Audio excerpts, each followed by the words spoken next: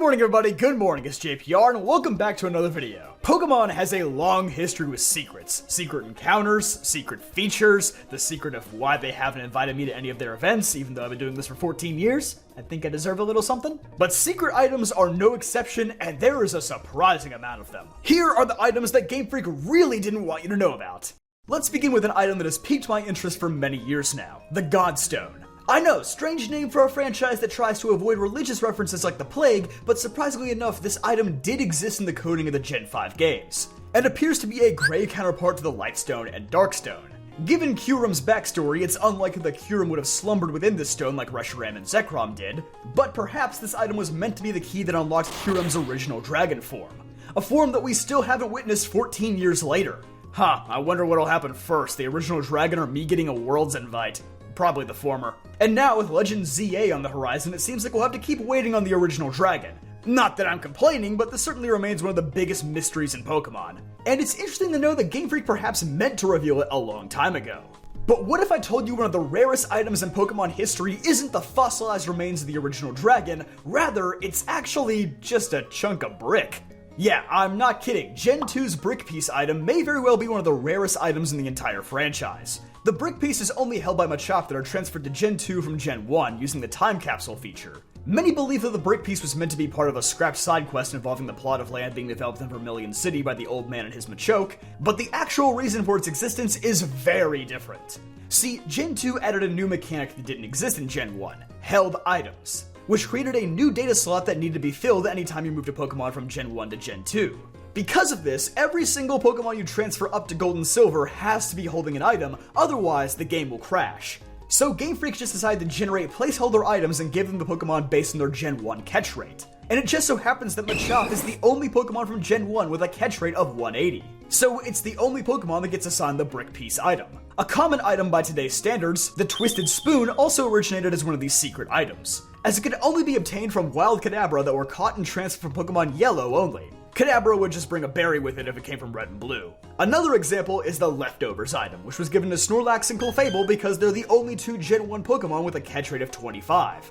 It's not just because Snorlax is obese and eats a lot, though that might be part of the reason. This system led to the creation of various other obscure Gen 2 items, such as the Gold Leaf and Silver Leaf, which despite being assigned to dozens more Pokemon, sell for much more than the brick piece does at a measly 25 Pokédollars. The Silver Leaf belongs to any Pokemon with a catch rate of 60 and sells for 500 Pokédollars. And the Gold Leaf, ironically, is assigned to any Pokemon with a catch rate of 75 but sells for double the price at 1,000. Which actually makes this a really farmable item if you need money in Gen 2. It also makes the Johto region economy radically unstable, but that's an issue for the election to cover.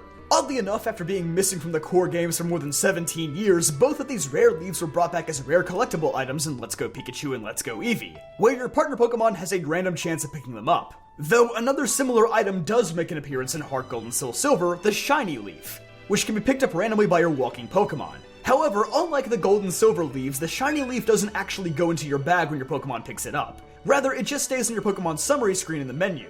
Shiny Leaves are incredibly rare items, as they can only be picked up by your Pokemon on grassy tiles of a route, but only if the route corresponds with your Pokemon's nature, and even then, the chance is a slim 5%. Once your Pokemon obtains 5 of these Shiny Leaves, you can take them to Ethan or Lyra in New Barktown to have them fashioned into a Leaf Crown. The Leaf Crown will then replace the Shiny Leaves in your summary screen, the player will obtain a diploma, and an extra star will be added to your trainer card. Unfortunately, neither the leaves nor the crown carry over into future generations because Game Freak enjoys pain and suffering. Other rare Gen 2 items include the Normal Box and Gorgeous Box, which can only be obtained from Pokemon Trader from Pokemon Stadium 2 to your Gen 2 game. When you open these boxes, you'll obtain either the Silver Trophy or the Gold Trophy to place on your desk in New Barktown. Various other decorations for your room, including carpets, bed sheets, posters, and plants, can also be obtained through Mystery Gift in Gen 2. But 3 of these decorations were unintentionally glitched out of existence: the Pikachu bed, the Tentacool doll, and the Unknown doll. Gen 2 Mystery Gift also included another item that I doubt people even knew existed in that generation, the Scope Lens, which was one of the rarest items you could obtain through the service. The last of these secret items from Gen 2 is the Polkadot Bow, which can only be held by Jigglypuff transfer from Gen 1. The Polkadot Bow is simply a reskin of another item, the Pink Bow, which is just the predecessor to the Gen 3 Silk Scarf, which raises the power of normal type attacks. Even the Pink Bow is pretty hard to attain though. as you have to obtain it from Tuscany on Tuesdays on Route 23, be randomly gifted it by Pickner Tiffany on Route 43 in Crystal, or steal it from Cool Train Arena's Nidoqueen using Thief from the second rematch onward. The only easy way to obtain this item is just by talking to Mary in the Goldenrod radio tower after the Team Rocket takeover is thwarted. But even then, it's a bit out of the way. Yeah, it's a bit strange that while items like Charcoal, Mystic Water, and the Magnet have all survived since Gen 2, but the Pink Bow and the Polka Dot Bow were the only items to be outright replaced by a new one in Gen 3.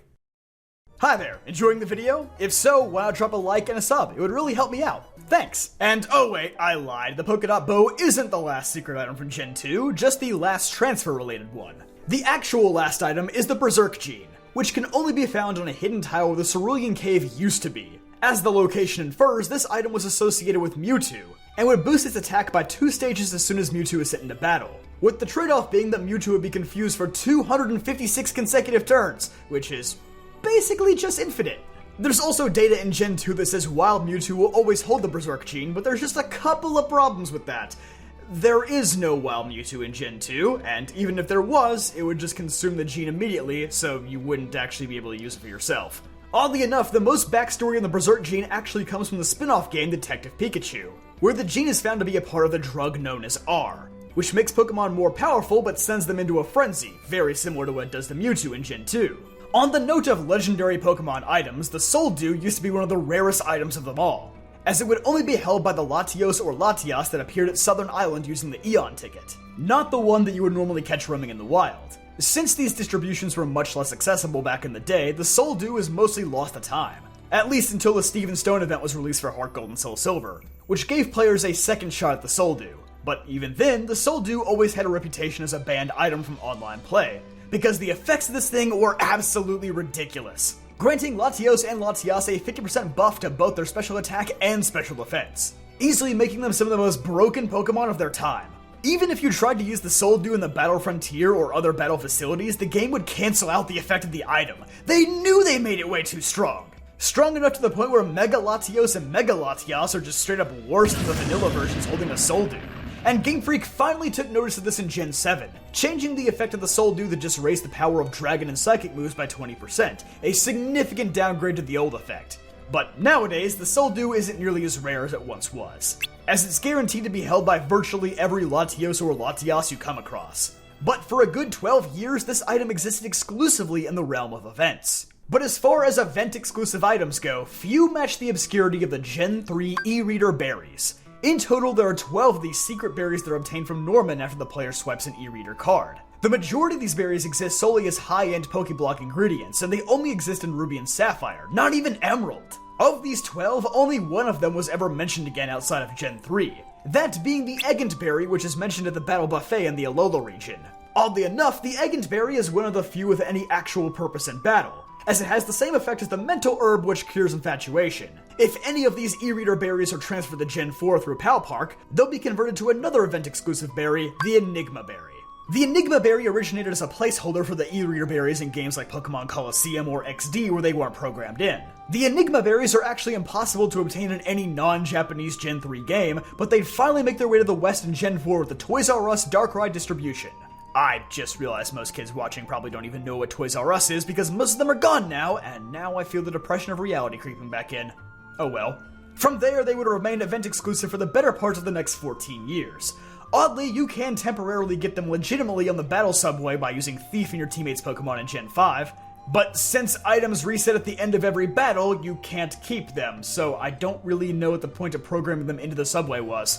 It wouldn't be until 2020 in the Crown Tundra where Enigma berries could finally be obtained through normal gameplay, as they are found growing in the berry trees in Balamere Lake. Since then, the Enigma berry has been treated as just a normal yet rare berry, but it did take us 18 years to get to this point.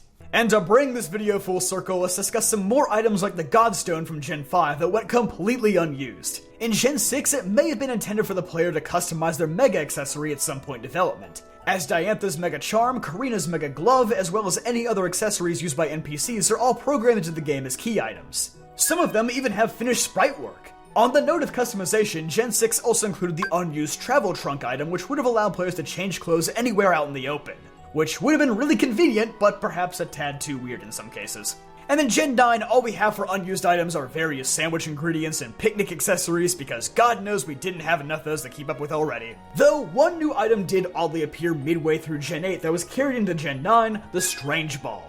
In Legends Arceus, the Strange Ball is used as a placeholder for any Pokeballs from the modern era that no longer exist. And the opposite is the case in Scarlet and Violet, where the Strange Ball takes the place of any Hisuian Pokeballs that are no longer around, like the Gigaton or Jet Balls. And finally, Gens 4 and 5 hold one more secret item that was never given away: the Lock Capsule. The Lock Capsule was originally meant to be distributed alongside the Shiny Beast Trio in Pokemon Heart Gold and Soul Silver, where it could then be moved up to Pokemon Black and White using the Relocator feature. If you've never heard the Relocator, it's a feature that you can unlock in Castelia City that's meant to move over event-exclusive Pokemon and items from Gen 4 to Gen 5. This is the only way that you can activate the Zorua and Zoroark events in Black and White without having to wait until the postgame. Did Game Freak bother to tell anybody about this very useful feature? Of course they didn't! But a third event ended up never happening. Basically, once the Lock Capsule was transferred to Black and White using the Relocator, the clown known as Mr. Lock in Castelia City would open it for you, revealing the TM for Snarl. Although Snarl isn't an exclusive move to Zoroark, it is heavily associated with it, as it was originally the only Pokemon who could learn the move without using the TM, although that was also through another event. So Black and White actually has 95 TMs programmed into the game, but at best, you can only obtain 94.